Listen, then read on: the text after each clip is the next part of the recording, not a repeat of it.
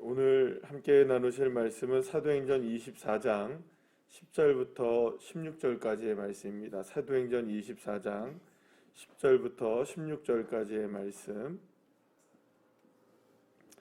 우리 다 같이 함께 한 목소리로 합독하시겠습니다. 총독이 바울에게 머리로 표시하여 말하라 하니 그가 대답하되 당신이 여러 해 전부터 이 민족의 재판장 된 것을 내가 알고 내 사건에 대하여 기꺼이 변명하나이다. 당신이 아실 수 있는 바와 같이 내가 예루살렘에 예배하러 올라간 지 이틀밖에 안 되었고 그들이 내가 성전에서 누구와 변론하는 것이나 회당 또는 시중에서 무리를 소동하게 하는 것을 보지 못하였으니 이제 나를 고발하는 모든 일에 대하여 그들이 능히 당신 앞에 내세울 것이 없나이다.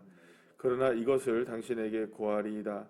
나는 그들이 이단이라 하는 도를 따라 조상의 하나님을 섬기고 율법과 선지자들의 글에 기록된 것을 다 믿으며 그들이 기다리는 바 하나님께 향한 소망을 나도 가졌으니 곧 의인과 악인의 부활이 있으리라 함이니이다. 이것으로 말미암아 나도 하나님과 사람에 대하여 항상 양심에 거리낌이 없기를 힘쓰나이다. 아멘. 할렐루야. 이제 그 대제사장을 대신하여서 바울을 고소한 더들로의 이야기가 끝나자 총독 벨릭스는 바울에게 발언할 수 있는 기회를 허락해 줍니다. 바울은 이 기회를 오늘 본문을 통하여서 우리가 알 수 있는 것은 또 다른 복음의 선포의 기회로 삼아서 이제 총독 벨릭스는 물론이고 이제 바울을 고소하게 된 수많은 유대인들 앞에서 담대하게 예수 그리스도가 누구인지 자신의 복음, 자신이 예수님을 믿게 된 모든 과정들과 이런 모든 것들을 복음을 선포하는 기회로 삼게 되는 것을 보게 됩니다.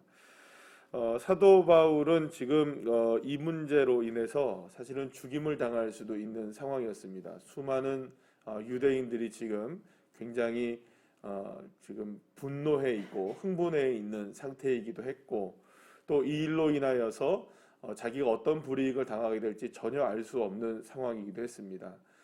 물론 지금 이제 사도 바울이 예루살렘을 오기 전까지 있었던 여러 가지 과정들 속에서 많은 사람들이 이 예루살렘에 가게 되면 분명히 결박과 환란이 기다리게 될 것이다 라는 그 성령의 음성을 사도 바울에게 얘기했던 것이 그대로 지금 다 이루어지고 있었기 때문에 사실은 굉장히 두려울 수밖에 없는 그런 상황이 사도 바울에게 펼쳐지고는 있었습니다. 자, 그러나 그럼에도 불구하고 신문을 받고 지금 잡혀있는 상황 속에서도 두려움이 없이 사도 바울은 자신이 해야 할 일을 조금도 거리낌이 없이 후퇴함도 없이 계속해서 하고 있는 것을 보게 됩니다. 그것은 바로 복음을 증거하는 일이었습니다. 이처럼 바울은 사실은 그 어떠한 기회가 어떠한 상황이 다가온다 할지라도 그 상황 그 모든 것들을 복음을 전할 수 있는 기회로 삼게 되는 것을 보게 됩니다. 상황이 좋아서 예수님을 전하는 것도 아니었고 상황이 나쁘기 때문에 예수님을 전하는 것을 포기하는 것도 아니었어요. 그러니까 모든 상황 속에서 예수님을 전하는 사람들이 되었던 것을 보게 됩니다. 일전에 그 전화동에 있는 시장에 이렇게 가게 되었는데 거기서 그 어떤 목사님이신 것 같아요. 목사님이신데 교회에서 나오셔갖고 시장 그 사거리에서 큰 소리로 그 뭐 기타를 치시면서 찬양을 부르시면서 전도하는 모습을 보았어요. 근데 사실은 요즘 시대에 그렇게 전도하는 게 쉽지 않은 상황입니다. 쉽지 않은 상황에서 물론 그것에 대해서 뭐 그게 방법이 좋다 안 좋다의 문제를 떠나서 정말 그렇게 할 수 있다는 것 자체가 사실은 굉장한 용기라고 생각을 합니다. 요즘 시대에 뭐 우리가 코로나 이전이라고 한다면은 그게 뭐 그렇게 크게 문제가 없이 이제 보여지기도 하고 또 그게 문제가 없다고 생각이 들기도 합니다. 그런데 이렇게 담대하게 복음을 증거하는 사람들이 있어요. 방법론적인 문제를 다 떠나서 그러니까 그것이 좋고 나쁘고의 문제가 아닌 것 같습니다. 그래서 또 요즘 시대에도 보게 되면 계속해서 교회에 대해서 압박이 많은 시대를 살아가고요. 제가 이번 이게 이렇게 단계가 올라갔잖아요. 그러니까 지금 저희들이 울산이 1.5단계에서 2단계로 올라가면서 그 동구청에서 공문이 그 전에 날라왔는데 제가 그 공문을 보면서 참 답답했습니다. 답답한 게 뭐냐면 매일마다 뭐 세 가지를 써야 돼요.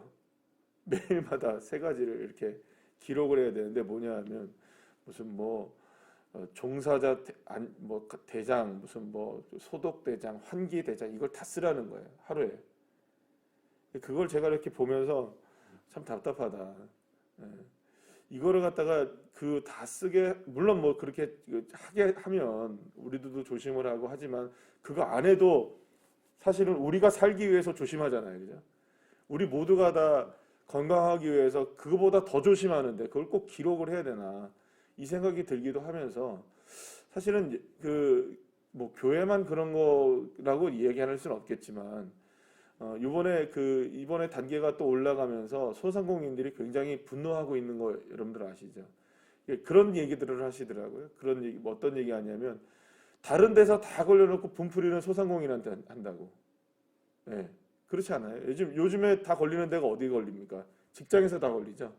회사 같은 데서 걸리잖아요. 다른 데에서 걸려놓고 화풀이는 식당에서 한다는 거예요. 식당에서 잘 안 걸리더라고요, 그죠? 네. 그러니까 카페 같은 데서 잘 안 걸리더라고요. 거기서 다 마스크 벗고 있어서 얘기를 하는데도 다 안 걸리더라고요.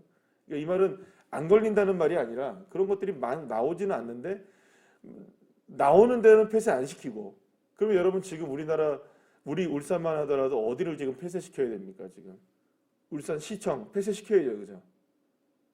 폐쇄 안 시켜요, 근데 폐쇄 안 시킵니다. 시장이 지금 자가격리 하고 있잖아요, 지금. 근데 울산시청 폐쇄 안 시킨다고요. 근데 엉뚱하게 어디를 폐쇄시킵니까? 식당, 카페 이런 데 폐쇄시키는 거예요.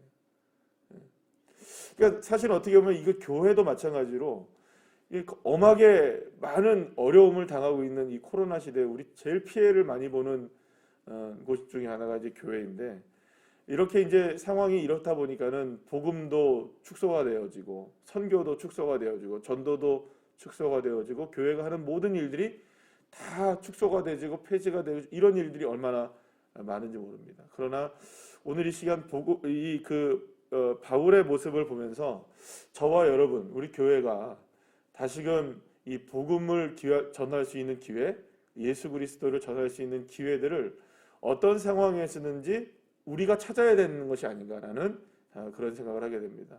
사랑하는 여러분, 회복하는 저와 여러분 되시기를 간절히 소망합니다. 사도 바울은 그 어떤 상황에서도 복음을 증거하는 일에 있어서 기회를 놓치지 않았다는 겁니다. 자, 그러니까 오늘 이 시간에 이 상황을 통하여서 우리가 다시 한번 생각해 볼 수 있는 것은 이건 복음을 전할 수 있는 기회를 사도 바울이 어떤 상황에서도 얻게 된 것을 우리가 이제 보게 되면서 마찬가지로 우리의 삶 속에서 모든 순간이나 모든 상황 속에서 사실은 하나님의 은혜를 우리가 갈망하고 하나님의 역사를 우리가 믿음으로 바라보는 기회로 삼을 수 있다는 것을 우리가 반드시 기억해야 하는 것입니다. 그러니까 하나님의 은혜는 어떠한 특정한 상황이나 어떠한 특별한 모습을 통해서만 드러나는 것이 아니라 언제 어디서나 어떠한 상황에서든지 하나님의 은혜는 동일하시고 하나님의 역사는 동일하십니다. 우리가 이제 느낄 때에 이렇게 느낄 수도 있을 것입니다. 하나님은 언젠가 특별하게 나에게 다가오셔. 여러분 물론 특별하게 다가오는 때도 있으십니다. 그죠?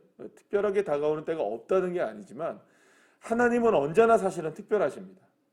언제나 하나님은 우리에게 은혜를 베풀어 주십니다. 그러니까 하나님이 변화되는 게 아니라는 거예요. 우리가 처해 있는 상황 때문에 하나님이 변화되시는 분이 아니시라는 겁니다. 하나님은 동일하십니다.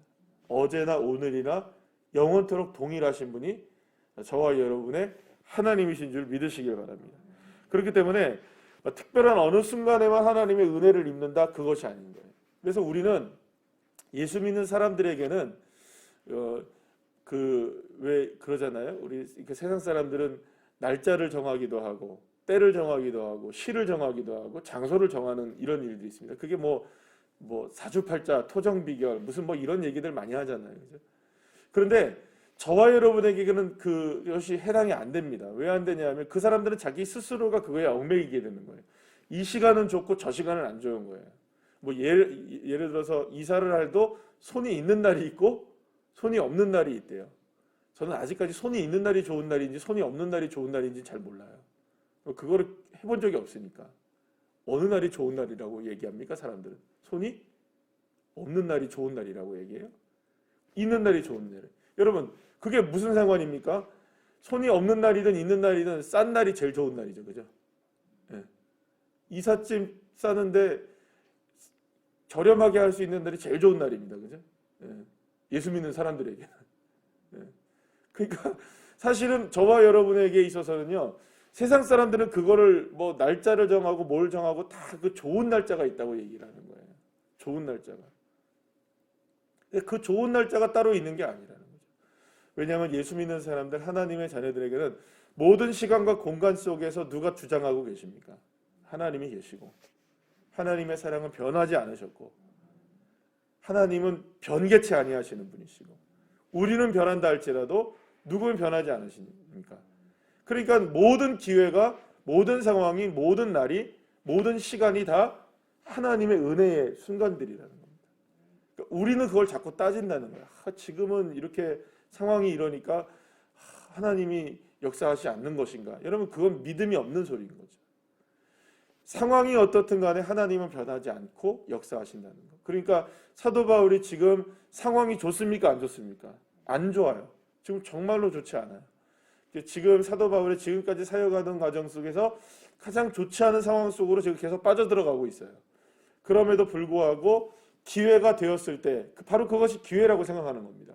상황이 좋든 안 좋든 모든 것들이 기회인 거죠. 하나님의 은혜를 고백할 수 있는 기회. 그러니까 저와 여러분에게도 이런 믿음이, 사도 바울의 믿음이 있게 되기를 간절히 축복합니다. 오늘도 우리에게 여러 가지의 상황들이 펼쳐지겠죠. 이런 일들이 다가올 수 있고 저런 일들이 다가올 수 있고 우리가 오전에, 오후에, 저녁에 어떤 시간 속에서 어떻게 우리의 모습들이 흘러가든 우리는 알 수 없습니다만, 그러나 모든 순간이 하나님의 은혜의 시간이며 모든 장소가 하나님의 역사가 일어나는 장소라는 것을 우리가 믿는다면 그 믿음의 고백을 통해서 우리는 하나님 앞에 나아갈 수 있는 겁니다. 하나님, 이 상황도 변함없이 주님이 역사하시고 계십니다. 이 시간에도 주님은 변치 않고 나를 도와주시고 계십니다. 나를 인도하고 계십니다. 여러분, 이 믿음을 가질 때 우리도 마찬가지로 사도 바울과 같이 어떠한 상황에서든지 넉넉하게 이기는 사람이 될 수 있는 것이죠.